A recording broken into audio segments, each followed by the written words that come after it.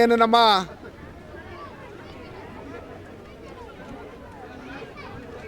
Kolar district, Chikkaballapur ಡಿಸ್ಟಿಕ್ಕಿಂದ ನಮ್ಮ ಅಯೋಧ್ಯ ನಗರ ನಾಮಧಾರಿ ನಗರ ಸಂಘದ ಎಲ್ಲ ಪದಾಧಿಕಾರಿಗಳು, ಕುಟುಂಬದವರು ಇವತ್ತು ಫ್ರೀಡಮ್ ಪಾರ್ಕಲ್ಲಿ ನಮ್ಮ ಎಲ್ಲ ಜಿಲ್ಲಾ ಪದಾಧಿಕಾರಿಗಳು, ನಮ್ಮ ಪ್ರಸಾದಣ್ಣವರಿಂದ ಹಿಡಿದು ಎಲ್ಲ ರಾಮ್ ಪ್ರಕಾಶ್, ಆನಂದಪ್ಪ, ರಾಮಕೃಷ್ಣಯ್ಯ, ಕೃಷ್ಣಯ್ಯ ಶೆಟ್ಟಿ, ಸುರೇಶ್, ಸೋಮಶೇಖರ್, ಶ್ರೀನಾಥ್ ಶೆಟ್ಟಿ, ಎಲ್ಲ ನಮ್ಮ ಮುತ್ತು ಎಲ್ಲರೂ ಒಟ್ಟಿಗೆ ಬಂದು ಇವತ್ತು ನಾವೆಲ್ಲ ಒಂದು ಫ್ಯಾಮಿಲಿ.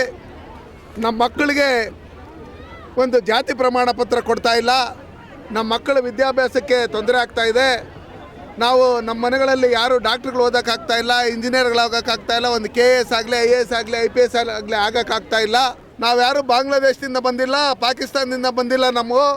ನಾವು ಇಲ್ಲೇ ಹುಟ್ಟಿ ಬೆಳೆದಿರ್ತಕ್ಕಂಥದ್ದು ಶ್ರೀರಾಮನ ಭಕ್ತರು. ನಾವು ಅವರ ಪ್ರಚಾರಕ್ಕೋಸ್ಕರ ನಾವು ಅಯೋಧ್ಯೆಯಿಂದ ನಾವು ಬಂದು ಕರ್ನಾಟಕದಲ್ಲಿ ನಾವು ನೆಲೆಸಿದ್ದೀರಿ.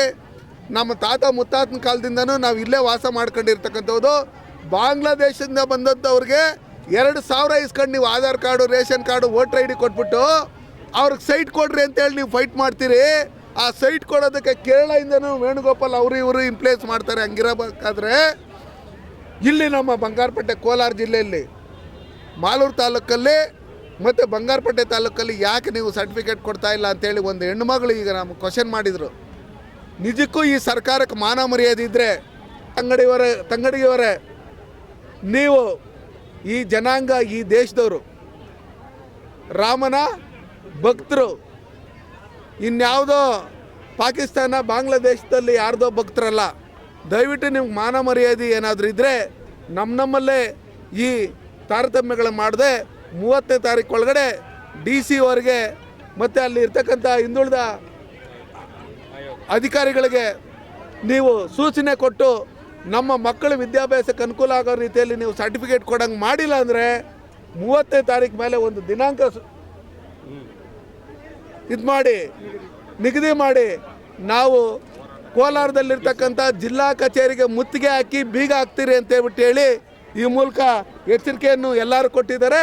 ಅದಕ್ಕೋಸ್ಕರ ನಾವು ಎಲ್ಲ ನಮ್ಮ ಮುಖಂಡರುಗಳೆಲ್ಲ ಒಟ್ಟಿಗೆ ಸೇರ್ಕೊಂಡು ಅವ್ರ ಜೊತೆಯಲ್ಲಿ ನಾವು ಅವ್ರಿಗೆ ನ್ಯಾಯ ಸಿಕ್ಕೋವರೆಗೂ ನಾವು ಹೋರಾಟ ಮಾಡ್ತೀರಿ ಅಂತೇಳಿ ಈ ಮೂಲಕ ನಾವು ಕರೆ ಮಾಡ್ತೀವಿ.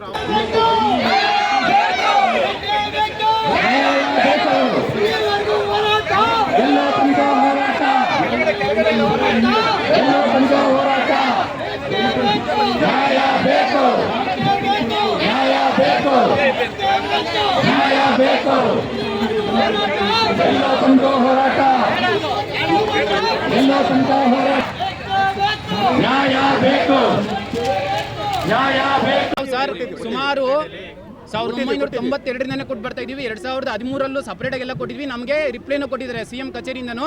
ನಿಮ್ಮ ಒಂದು ಇದೇನಿದೆಯೋ ನಾವು BCM ಡಿಪಾರ್ಟ್ಮೆಂಟ್ಗೆ ವರ್ಗಾಯಿಸಿದ್ದೀವಿ. ಸೊ ಮುಂದಿನ ಏನಿದ್ರು ಅದು ನೋಡ್ಕೊಡ್ರಿ ಅಂತ ಹೇಳ್ಬಿಟ್ಟು ಹೇಳಿದ್ದಾರೆ.